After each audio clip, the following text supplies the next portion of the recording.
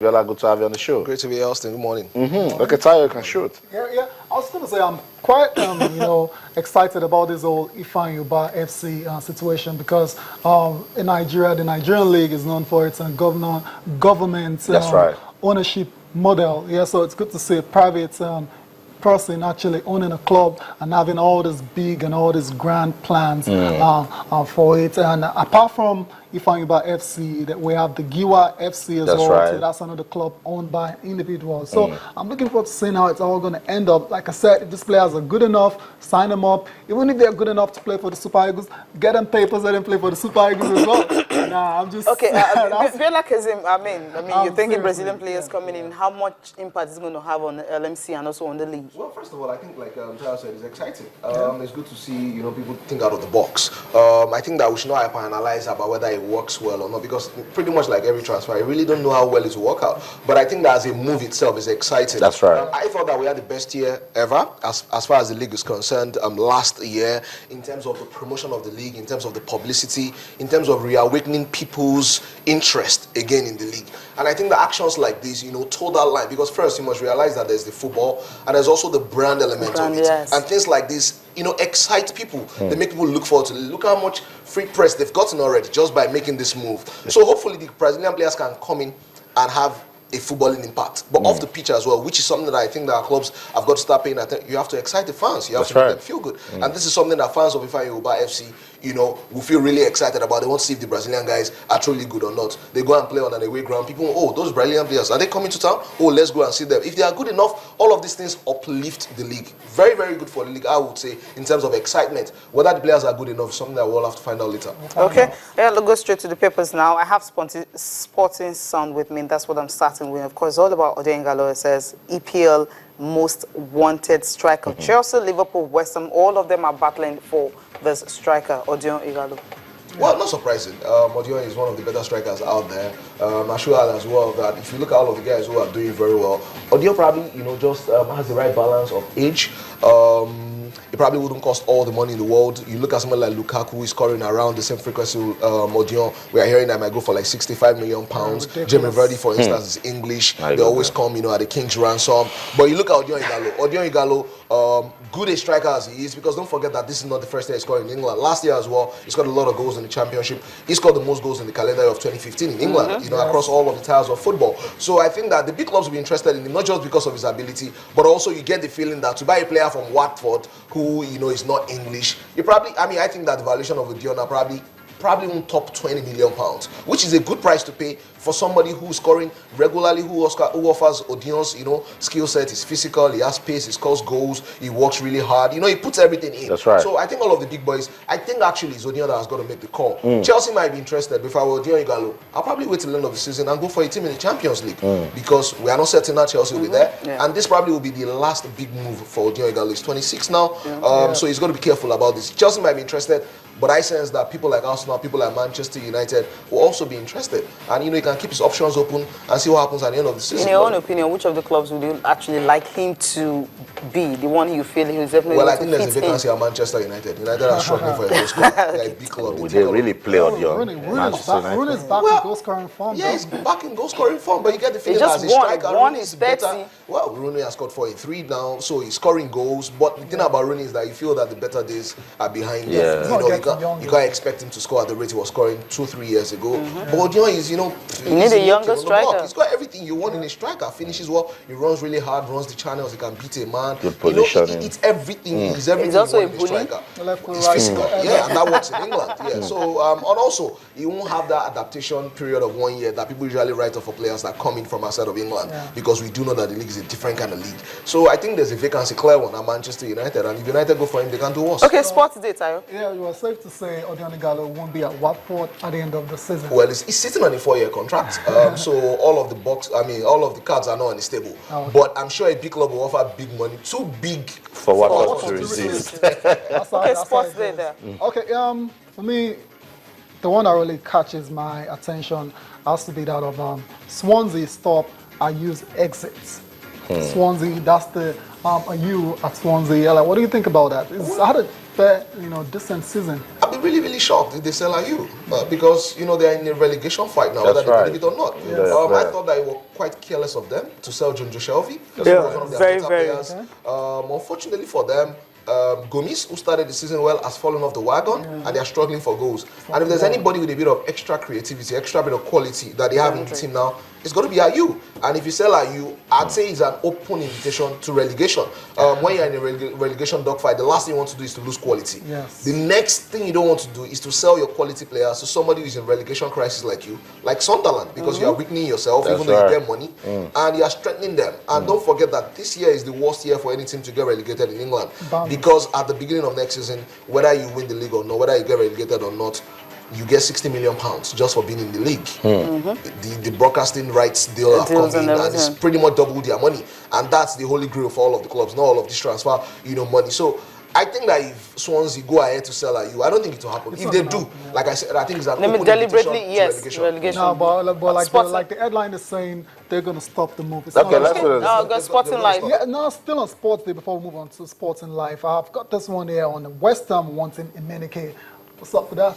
Well, I mean, Silly season. it's intriguing and interesting at the same time because Imenike hasn't had a fantastic past 2 years. For Fenerbahce, for Al-Ain, for the Super Eagles, he's a striker and he's not scoring goals for all of these parties. So for West Ham to be interested in him, I'd probably say that he has qualities, but the past 1.5 years or so hasn't been really exciting for really productive. Let me use that word, for him. So if West Ham go for him, it probably will be because of what he has done. A couple of years ago, it can't be what he has done in the past 1 year. It's probably his last big chance, at the top level to go on and do stuff and fulfill his talent. Silly season. Okay, I'll take you guys out of the silly season. Let me take you guys to Kigali in Rwanda with the complete sports. And then it says Eagles, we are yet to receive a dime in camp. But the writer is encouraging. He says, vow to beat Tunisia despite unpaid bonuses. Yeah, this is what leaves you worried, about our officials and what they consider important.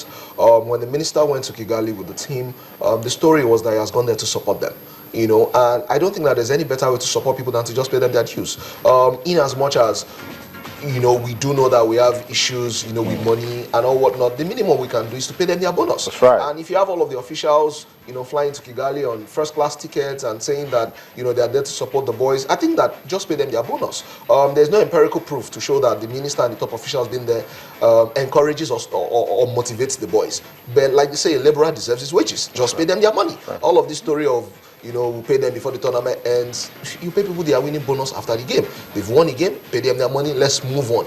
The last thing you want is for them to have excuses because we have a big game against Tunisia. That's right. Just pay them their money. That's that, I think, is the ultimate proof of support. Yeah. Not you being there with them and eating dinner with them and taking... All of those stuff is good for the media. Yeah. Pay them their money. It's that simple. Okay, Sporting Life, I think that's the last paper review this morning. Moses boasts, I will punish Manchester City again. He's fit again and he wants to play.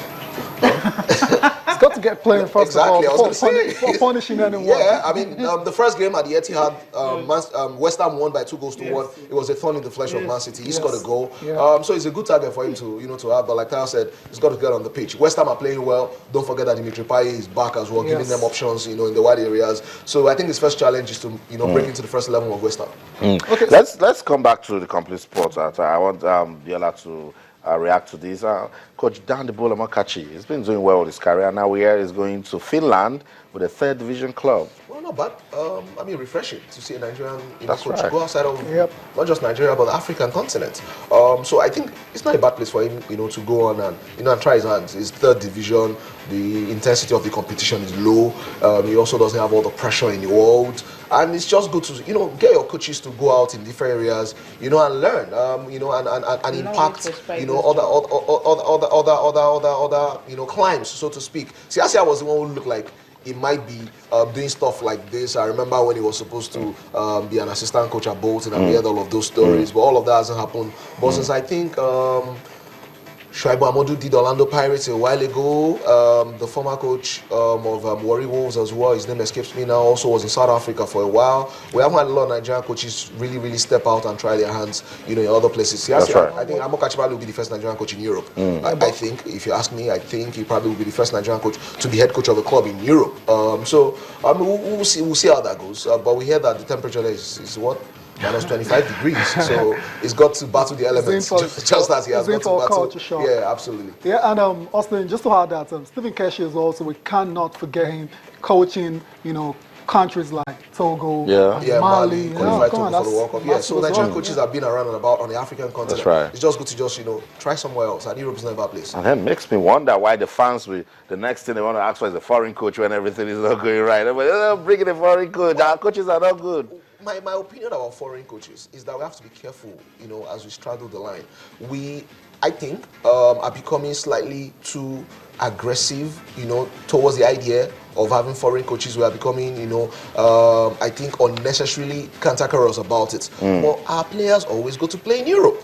So if we expect the Europeans, and other people to welcome our players, we must realize that the coaches are also working football. Surely. And so if coaches are coming to coach here, also, we should be open to that idea and welcome it. We cannot, on one hand, want all of our players to go and play in Europe, and then on the other hand, when European coaches want to come and coach in Nigeria or Africa, we go on about they are coming here to steal our jobs. We have, they also have better players, or they have European players as well, but they sign players from Africa and Nigeria. And so if their coaches come here as well, we should not criminalize the idea that their coaches want to come and coach in Africa. Right. It is free trade. Everybody's looking for work anywhere work shows up. Yes. And so we need to be, so that our narrative shouldn't be around they are coming here to steal our jobs. We have coaches here too. Of course, they have players there too, but they are signing African players. That's right. So we need to concretize what our argument is about. Let's not be seen as people who are very, very antagonistic towards the idea of other people coming to work here, but we want our own people to move out there. It's a career. Exactly. That's what it is. Okay. The Golden State Warriors still going strong as well. So yesterday, actually earlier this morning, they defeated the Chicago Bulls 125-94. Wow, incredible. That's about 31 points difference. Incredible. That was after destroying the Cavs. The Cavs are doing the same thing to the Cavs, so it looks like no one can stop the Golden State Warriors. Yeah, in other results, not a good one for Alpha Camino, because the team, the Portland Trail Blazers, lost 98-104 to the Atlanta Hawks. Alpha Camino in that particular game had 12 points and 7 rebounds, but wasn't good enough. It definitely wasn't good enough. And of course, you have a Cleveland Cavaliers actually bouncing back from that humiliating defeat. Their worst defeat of the season, 91-78. They were able to win. And the Lakers are still losing against losing. They're still losing, continue losing. Watching the Wizards, of course. I can't wait good to win for the Knicks as well. The New York Knicks defeated the Utah Jazz in that one, 118-111. Carmelo Anthony with 30 points in that particular match. Okay. That's it. That's the show for this morning. I want to thank Abiola Kazeem for coming in. Abiola, it's always a pleasure to have you join us and to talk sports. Okay, guys. Yeah, thank you so much for being part of the program. I'm Cecilia Omogbe. Thanks for watching, and join us tomorrow for another exciting edition. I'm Taya Salam. Okay, we'll be back again tonight to talk some more sports. I'm Austin Okonakman saying till then, in everything you do, remember, let's keep talking sports. Bye for now.